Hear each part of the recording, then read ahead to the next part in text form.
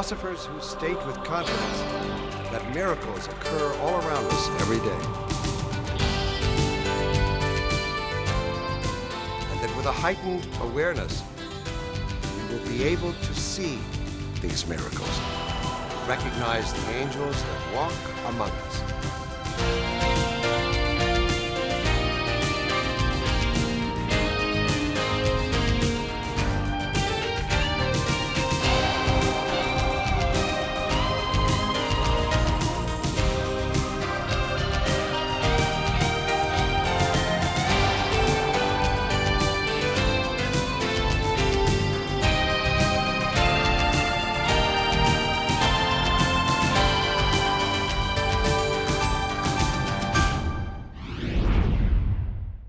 Hello, I'm Robert Culp.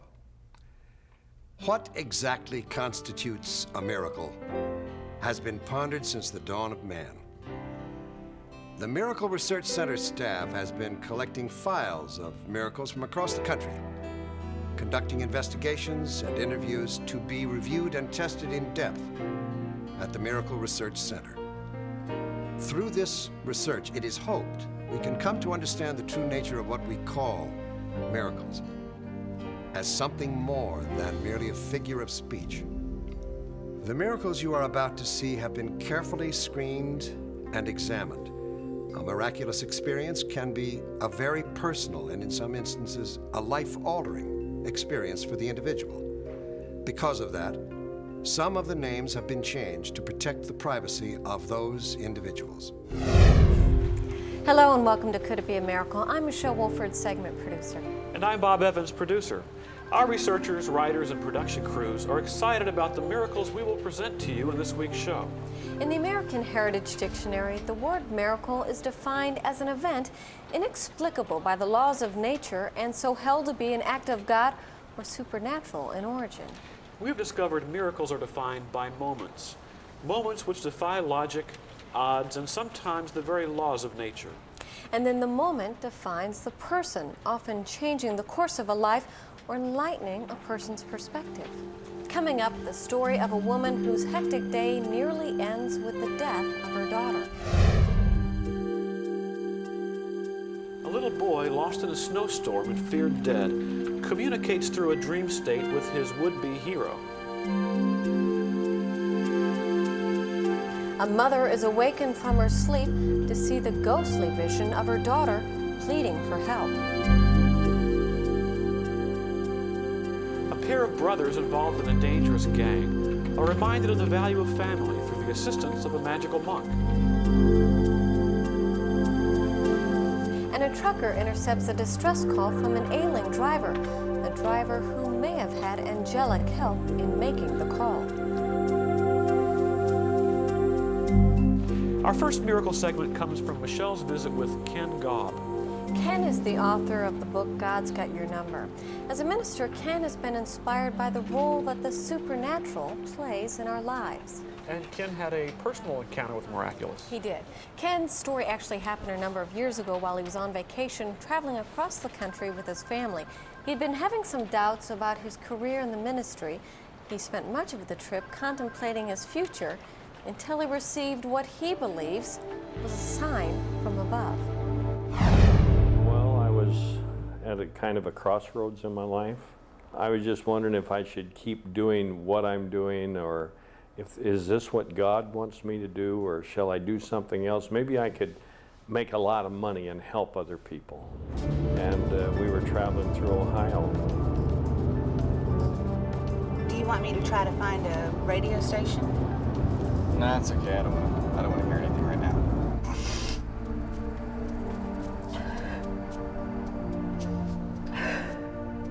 I can't take this anymore.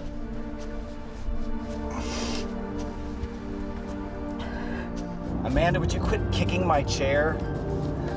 Lighten up, Ken. We're on vacation, remember? Sorry.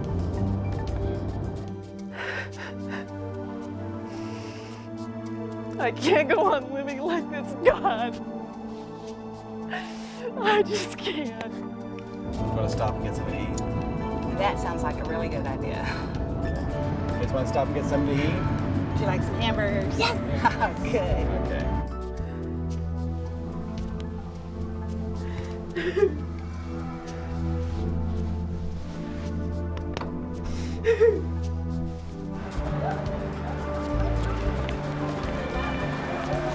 Y'all go on ahead. I'll be right here.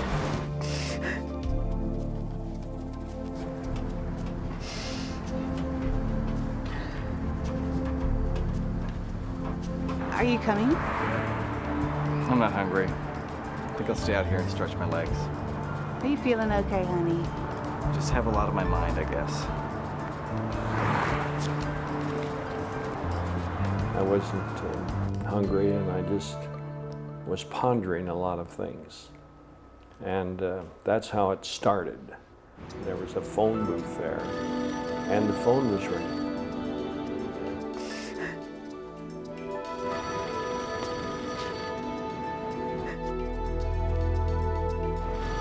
And it just rang and rang and rang. I thought, that's unusual. So I just went up and answered the phone. Hello? I have a call for Ken Gobb. This is impossible. Long distance call for Ken Gobb. Is this Ken Gobb?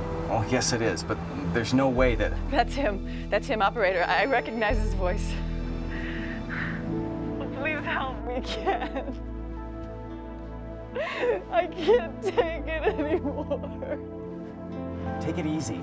I have no choice. I have to end it all. You always have a choice. Please, tell me your name. Sheila. Sheila. Have you taken any medication? Have you hurt yourself in any way? No. I was planning to use my gun. I'm here to help you now. My marriage is over. I just lost my job. I have nothing. I have nothing. She told me the story of her desperation and problems in her life. As he consoled Sheila and gave her life-saving hope, Ken was hardly aware that he'd been granted a special gift, the sign he'd been looking for. No, I'm not in California. My office is in Washington. But I'm not there. I'm at a payphone. Somewhere in Ohio. Sheila, how on earth did you get this number? I was writing my suicide note and the numbers just came to me. I thought I remembered them from TV or something. She said, I remembered seeing you on television, and I thought, I wrote down a number, and she said, I thought, well, maybe God gave me your office number. Dr. Schuler, who did a forward on my book, said this is like one chance in a billion, or whatever. It had to be a miracle. It just had to be.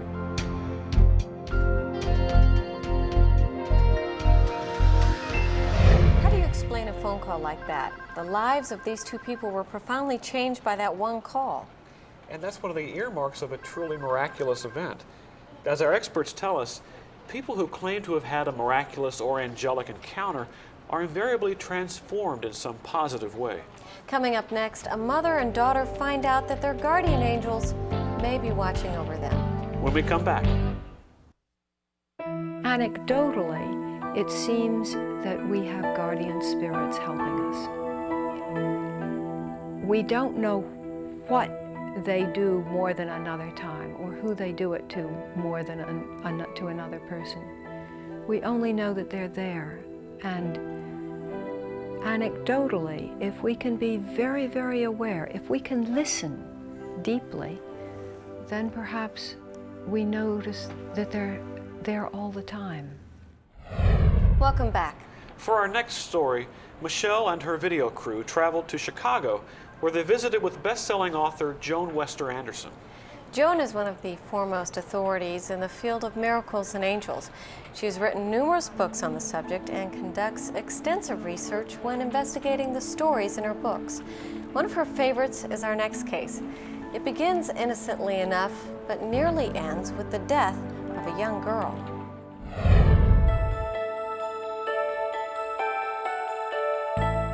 Eileen was racing. She was having one of those days. She has a house full of children and never enough time to do anything. Plus, she takes on all kinds of other activities. It was one of those nights when she had to throw together a quick dinner so that she could get out to a meeting.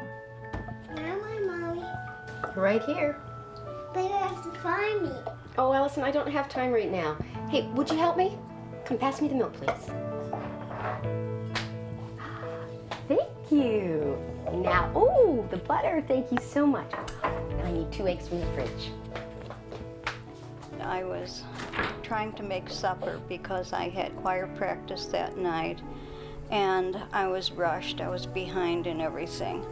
And I realized I needed an ingredient from the store. There's no egg. Allison, they're right there. All you have to do is look.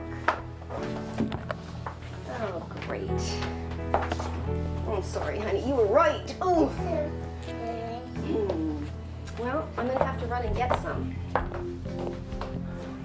Okay, boys, I've got to go to the store and get some eggs. I want you to watch your sister for me. She was used to going with me, and she wanted to go to the store with me.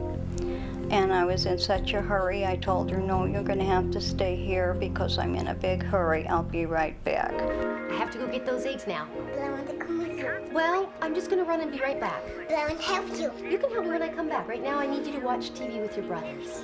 But please, please, please. No, honey, I won't be long, I promise. So with that, I ran out.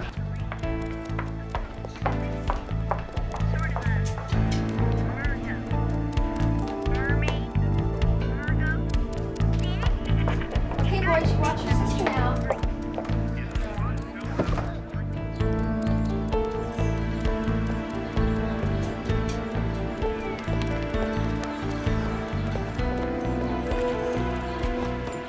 And I got in the car.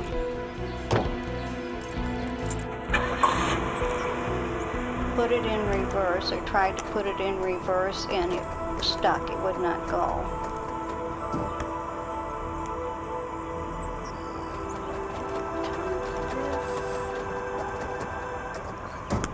And I got very aggravated because I was in such a hurry and that had never happened before. And at that same moment, I heard a little tapping on the back window.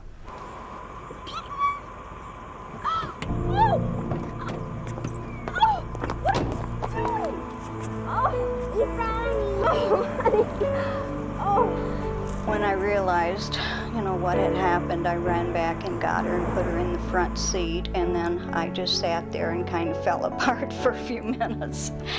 It never happened again. I put the car in reverse and we went to the store, came back, and never, as long as we had the car, did it ever stick again. A lot of times we don't think of God. I wasn't thinking of him surely at that moment, but I think he was thinking of me, or her guardian angel, or my guardian angel. I don't know who. People often say, well, I ask a ring of angels to be around my children on their way to school or when we're driving or anything, because I think they're very active in protecting us. Michelle, I'm sure many people are wondering, as I am, couldn't she have just left her emergency brake on? Not according to her particular make of car. Even with her emergency brake engaged, a foot on the accelerator easily moves her car backward. Eileen Bosshart and Joan firmly believe that a miracle took place. When we come back, we'll have the story of a man haunted by dreams of a young boy trapped in a blizzard. Angel encounters and miracle stories and all these kinds of experiences that are out of the norm that just make you wake up and say, wow, someone is looking after me. I am cared about. Something's bigger than me. And I can sit back from what I thought I had to do in life and just sort of enjoy myself, enjoy the ride. What it does is these are just reminders. They're just reminders of the way things are, because we forget. We totally forget. We get so self-involved, we get so self-obsessed, and then we get obsessed with the way things are happening in the world and the news, and everybody's got a hardship, and a lot of people have to talk all the time. There's a lot of talking in this world. And people have to talk about how horrible things are all the time, which, you know, encourages other people to talk about how horrible things are. So, and it makes everything much heavier than it would ever need to be. So the miracle stories are like the balancers for all the heaviness and the chain reactions of heaviness and violence and all the business like that. And even religions, I mean, if you look into any religion, at the base, at the core of any major religion that I know of, there are miracle stories.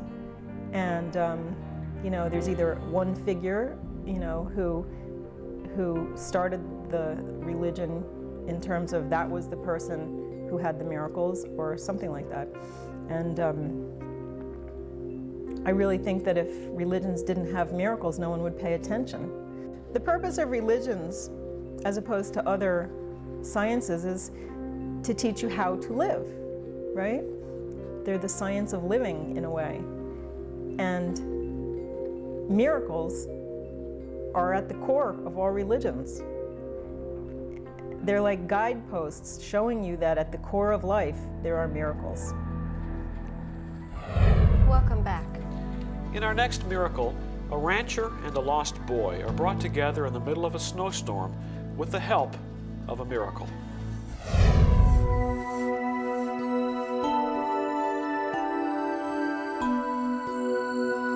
Dennis Hargis!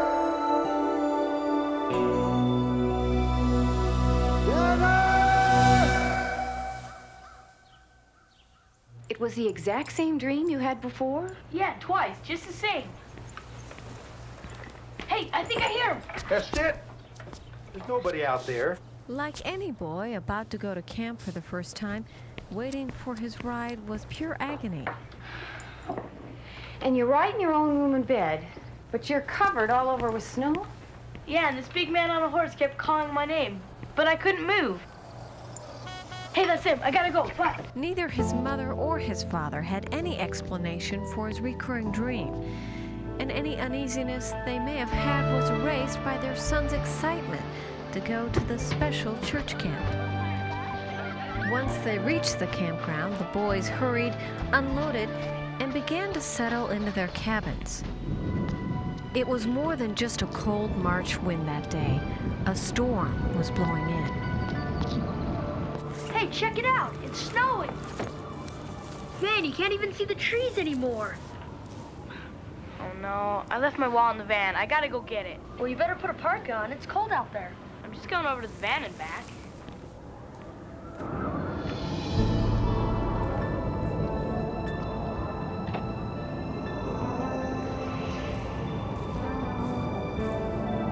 Dennis intended to stay out of the wind and blowing snow as he went back to the van. He went behind the cabins, using the trees as a windbreak. Without really thinking of direction, he tried to avoid the blowing snow. He made a simple wrong turn and was headed deep into the national forest. By the time camp counselors called the local sheriff's office, Dennis had been missing over 2 hours. Mr. Moore, calm down, sir. Okay, don't do a thing. Sit right down with the boys. Don't track up the area.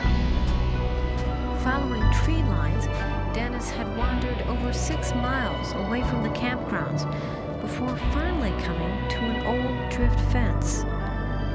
Cold, tired, and frightened, Dennis used parts of the fence to rig a shelter, and he crawled inside. The search for Dennis Hargis will soon be hampered by darkness.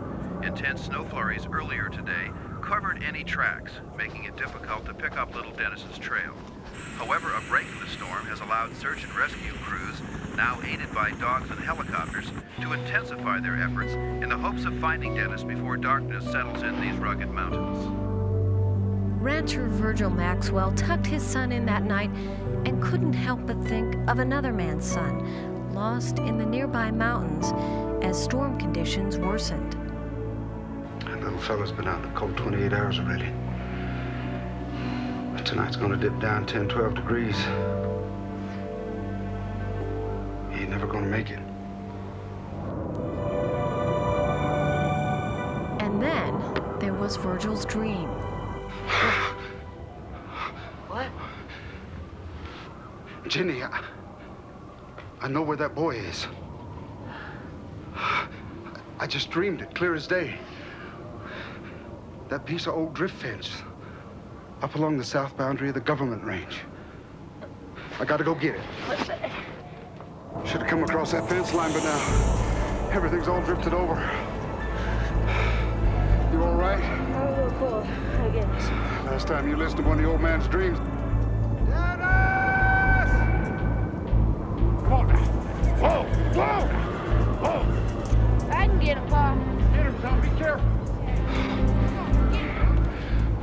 That frozen sun, freaked out horse. What in heaven's name am I doing out here? Virgil Maxwell was doubting his own common sense. Riding with his son during a lull in the storm, he was seeking a drift fence he had seen in a dream.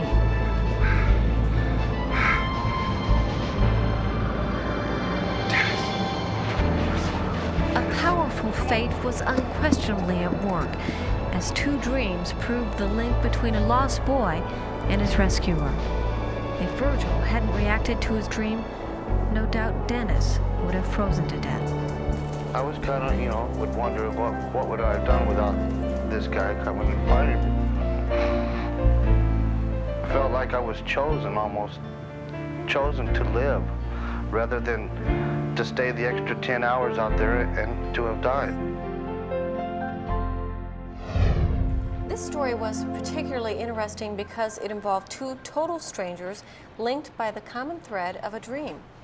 Our experts say the dream state makes us more receptive to information that might otherwise be ignored during our usually hectic days. Another example where a person receives life-saving information from a dream state is our next story, as a mother has a vision of her child pleading for help. Stay tuned for more miracles.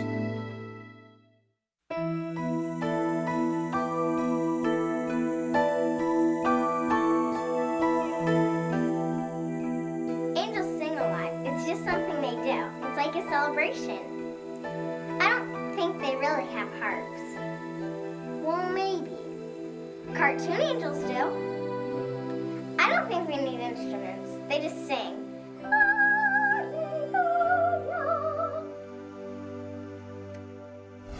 Welcome back to Could It Be a Miracle? This next miracle comes from Bob's interview with Brad and Sherry Steiger. Mothers are known for their heightened sensitivity, their keen awareness. But this next story from Brad and Sherry Hansen Steiger's book, Amazing Moms, takes us beyond the realm of possibility into the world of the supernatural.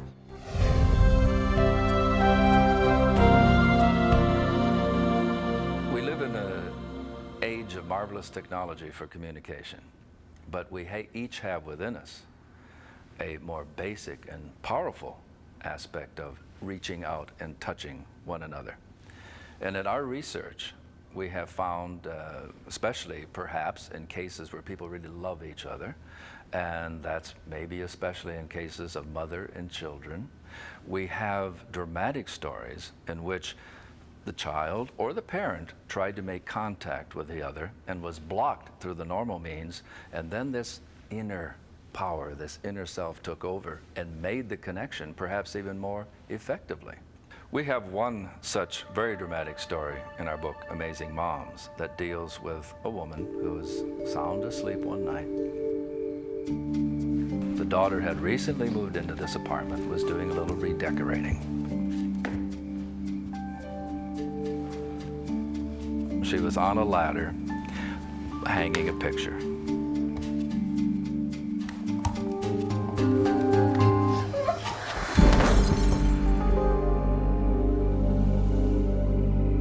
She'd slipped from the ladder.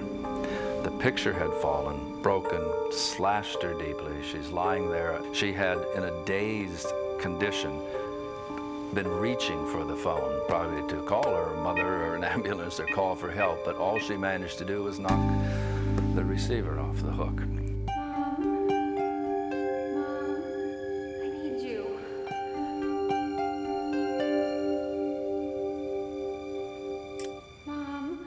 Kathleen, is that you? Mom? I need your help. Kathleen! I need you. Help me. Honey! Kathleen! She sees an image, a very dramatic and clear image of her daughter reaching out and saying, Mom, Mommy, I need you. Well, those are really powerful, activating words for any mother. And of course, we probably all awakened at night and thought we saw an image. And first you have to deal with the situation. Now, did I really see that? Is this something that is just part of a dream that I've made work? But this image for this woman was so profound that it began to frighten her. It began to really unnerve her. And it is her daughter saying, Mommy, I need you. She can't go back to sleep. She picks up the phone and she calls the daughter. If you'd like to make a call, please hang up and dial again. And gets a busy signal. She tries again. It's still busy. Now she begins to really get worried. Her imagination takes over and creates these ghastly scenarios of what might have happened to her daughter. So she'll have it no other way. She has to drive over to the next community to see if her daughter is all right. She has the key to the daughter's apartment. She lets herself in. Kathleen! And there she sees her daughter lying on the floor, bleeding.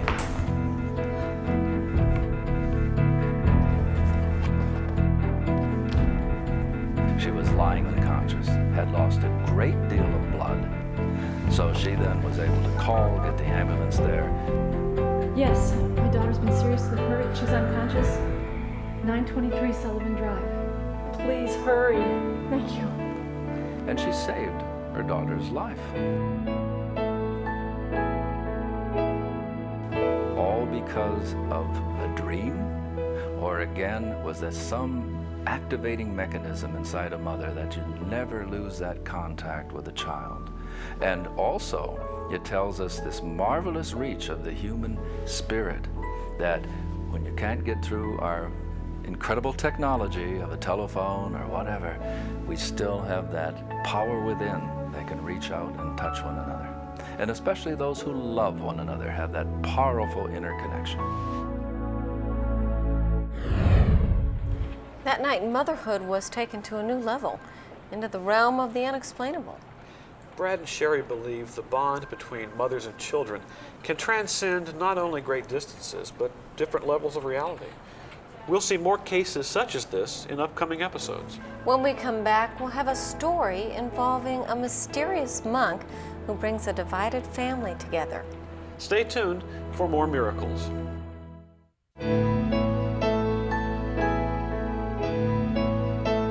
Coincidence is just a word. I'm not sure what coincidence means.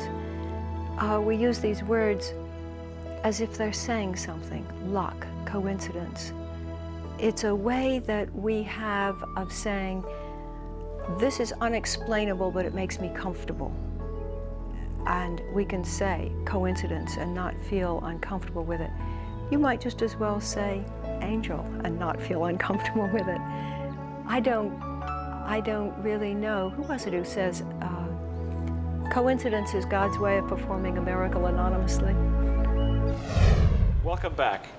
This next segment comes from Michelle's interview with Richard Sennett, author of The Haunted Southland. It's a book which details miraculous occurrences connected with historic California missions.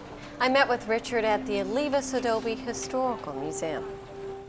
The Olivas Adobe Historical Museum is located in Ventura, California, and is mentioned in Richard's book, The Haunted Southland.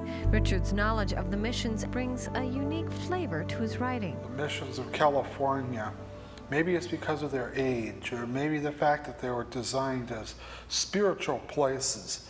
Maybe it may have something to do with the fact that the Native American people who built them and labored to put one brick on top of another left some of their essence behind. Whatever the reason, many of the missions have stories of miracles, have stories of supernatural events around them.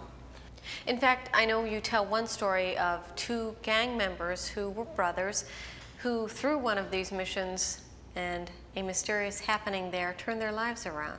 Yes, it's one of many typical stories. It certainly is not unique.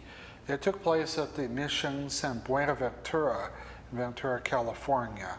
It was a large Latino family, and two of the sons in their teens were starting to get involved with gangs and the problems which are oh so common in our cities today. So the family was fragmenting. The communication between the father and the sons had completely broken down. Your car, mine died last night. How about it? You're not getting the keys to my car. Oh, come on, man. Grandma's fixing breakfast. Why don't you boys sit down and have some... We don't got time for breakfast, Papa. We gotta rock and roll. Sorry, Grandma. We don't got time for your snack, crackle, and pop, you know? You boys promised to help me paint the kitchen this morning. Once they had this great bond, and now the father, he can't even reach these boys. Go downtown. Yeah. Gotta meet Jamie. We'll do it later. Jamie? Jamie is a drug dealer. He's bad news. He's bad news.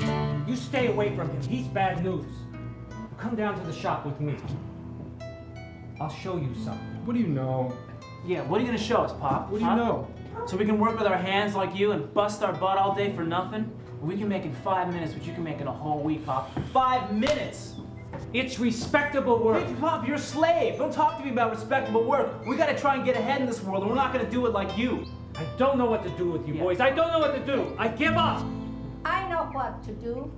We can all go to church together. Yes. We're not going to church. That's a good idea. I take you in the car. I drive you there myself. You can have the keys. You can do whatever you want. You can leave the house for all I care. And all we gotta do is go to church with you and Grandma. Yes. That's it. And we get the keys. Say? Follow me. Okay. Up to you. And being a very devout Catholic family, they were a Latino family, the grandmother suggested they all go to the mission and pray, and somehow in prayer find an answer to this family problem. So they drugged the boys along, whether they liked it or not, the whole family, and they went to the mission and prayed. And they told me during an interview that out of the darkness of the old Spanish mission, a figure appeared of a monk. May love keep you together. The monk went to each and every family member and touched them on the shoulder. In fact, they described sort of an electric shock while it was touched, like a static electrical shock. The shock that they felt seemed to go through their whole bodies.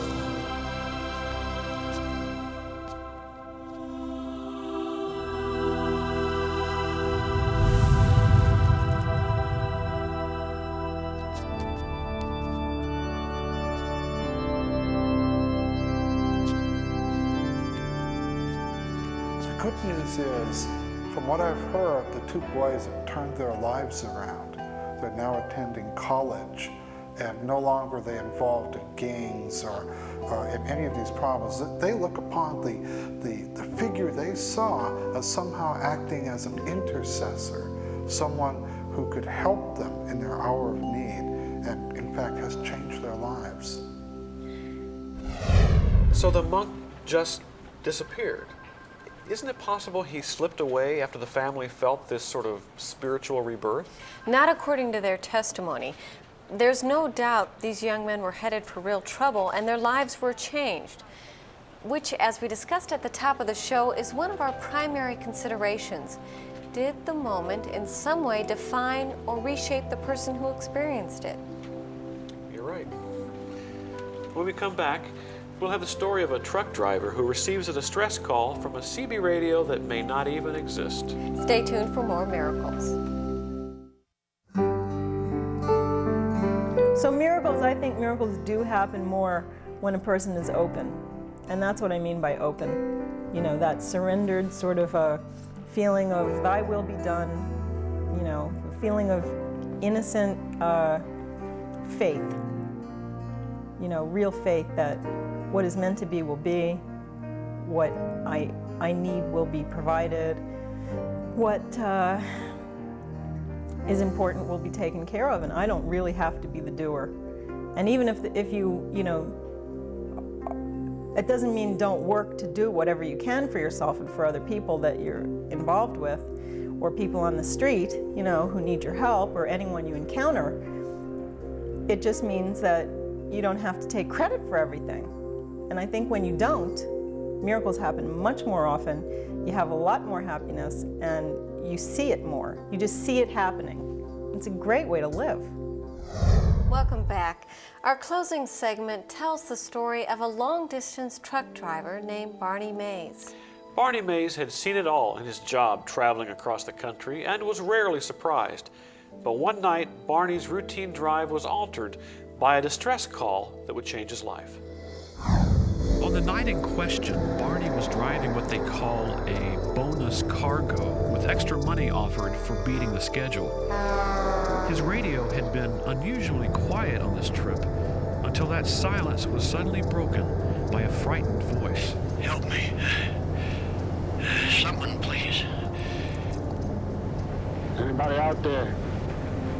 Anybody out there hearing this distress call? This guy sounds like he's got big trouble. Come on back. Barney kept trying, but he didn't get any response. Heart attack, car damage. Can't last much longer. I need help badly. What's your 20, man? Where in the heck are you? County Road 26. About 10 miles north of I-40. Please, someone help me. Okay, I'm on my way. If he could have passed the call to another driver, Barney would have kept on going down the road. There goes my bonus.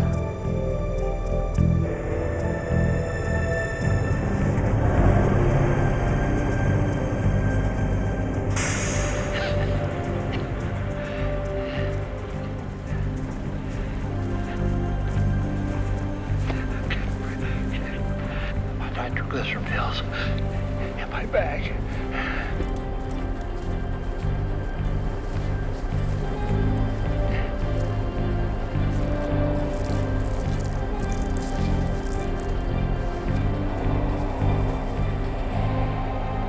All right, now, don't talk. Just be calm. I gotta get you some real professional help. Now, don't move. Be still. Anybody monitoring Channel 19? I got an emergency. I got a driver on County Road 26 with a heart attack. I need help. Copy. This is Pike County Sheriff Deputy Orwell. I'm calling for the paramedics.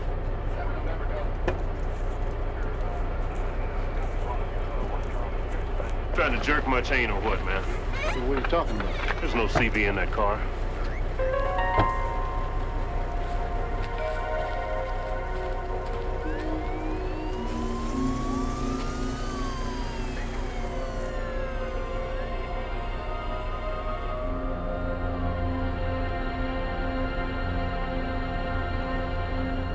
Years later, Barney gave up the trucker's life and retired. He spent time fishing and camping with his friends in the mountains. Where's that Mike? Last time I talked to him, he said he'd meet us down by the stream. They would pick a campsite and fish from dusk until dawn. Man, where you taking us? We've been hiking for hours. You're always saying, Mike, take us someplace nobody has ever been before. This time, I'm taking you. Yeah. Well, we can see why nobody's ever been there before.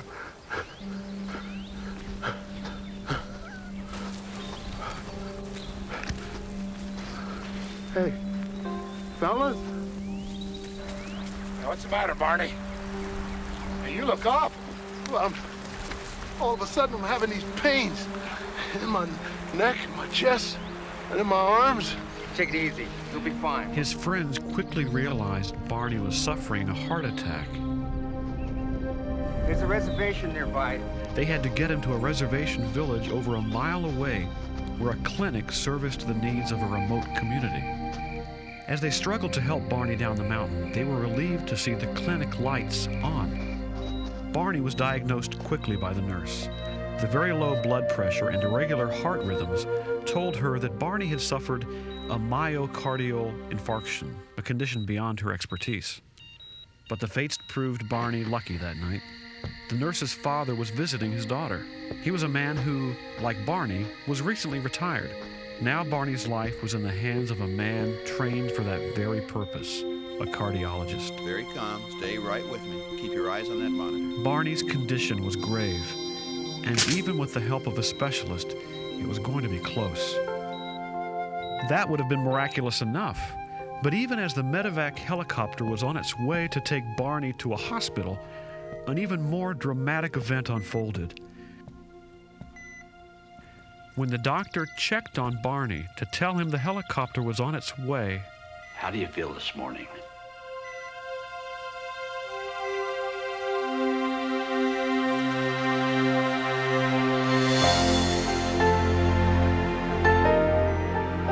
Fully conscious, Barney recognized the man at the foot of his bed. It was the man Barney had saved on a lonely stretch of highway years before. This miraculous incident occurred in dramatic fashion, but who knows how many miracles happen to us on a daily basis and we just fail to notice. Our experts suggest we have to learn to stop our busy schedule, be still, and attune ourselves to a higher level of reality in order to be more receptive to the world of the miraculous. If the stories you've seen here have made an impression on you, perhaps you're asking yourself the question we ask at the end of every show. The same question we'll ask again next week. Could it be a miracle?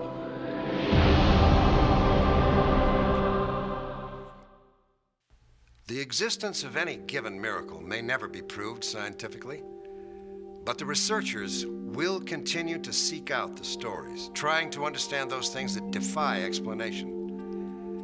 We'll be back next time with more cases. Until then, think about what you've just seen and ask yourself, could it be a miracle? Until next time, I'm Robert Culp.